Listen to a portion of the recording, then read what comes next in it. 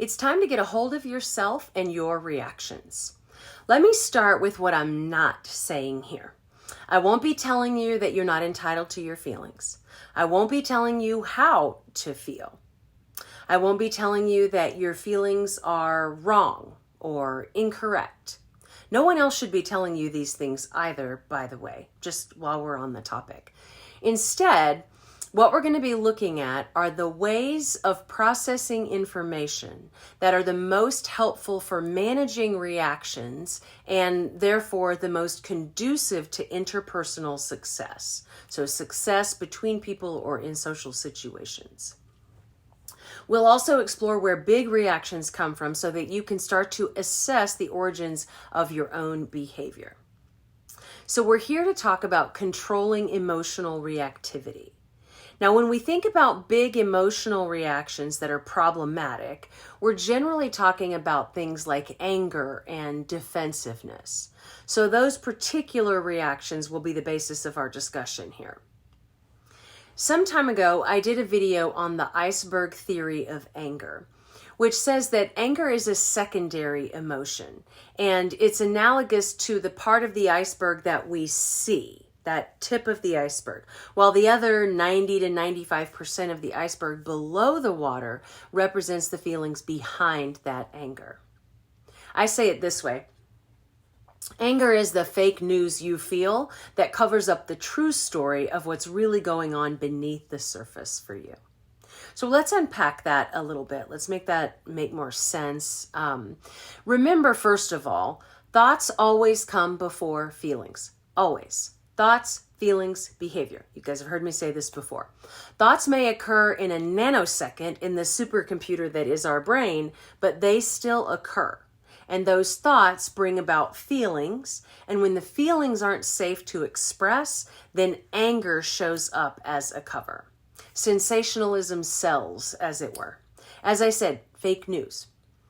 Now, I'm not saying you should never be angry. Anger is a normal human emotion, and completely suppressing it is actually a bad idea. The key is to work through your anger, process it, understand it, and express it appropriately versus blindly and recklessly spewing it all over unsuspecting victims. So taking out your anger on others is not fair to them or you for that matter. Also, when you act out your anger on others, it may be difficult for people to take you seriously, quite frankly. You look out of control when you react in big ways to little things consistently, and people may very well respond to you in dismissive ways, which will only upset you further. So why does this happen? When you have a big reaction to something that someone else says or does, it's because you're being triggered. That is, something about what that person is saying or doing sets into motion the split-second thought of a past memory, which then sets into motion intense feelings and reactions. Now, often the reaction seems to come out of nowhere, but this is just not true. Instead, that trigger has the person responding as though they're reliving a past situation or event for that moment in time. Now, to that end, it's important to discern what lies beneath the anger for you. Understanding what your personal triggers are and where, when, and with whom they might occur allows you to prepare non-defensive responses ahead of time, before you get triggered, and means your interpersonal interactions will go more smoothly. John C. Maxwell says it this way: I believe that everyone chooses how to approach life. If you're proactive, you focus on preparing. If you're reactive, you end up focusing on repairing. So what flips the switch, you might be asking, right? Reasonable question.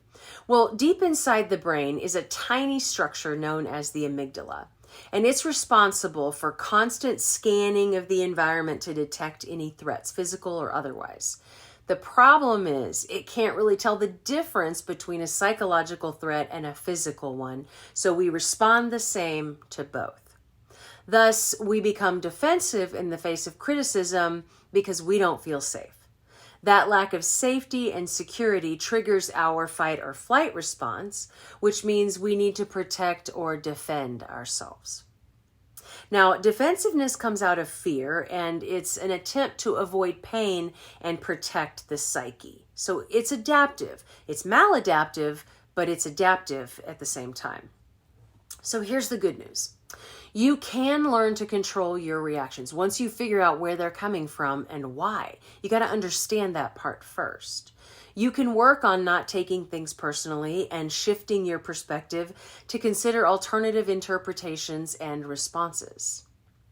So stay tuned for the next video as we talk about mitigating vulnerabilities, what some of those vulnerabilities are, and so forth. We're going to be discussing both the physical and mental challenges that create these problems. And then for a lot more information on anger and defensiveness, check out the chapters on challenging personalities in part 6 of my book, Fix Your Freaking Marriage. And you can find that on Amazon or barnesandnoble.com.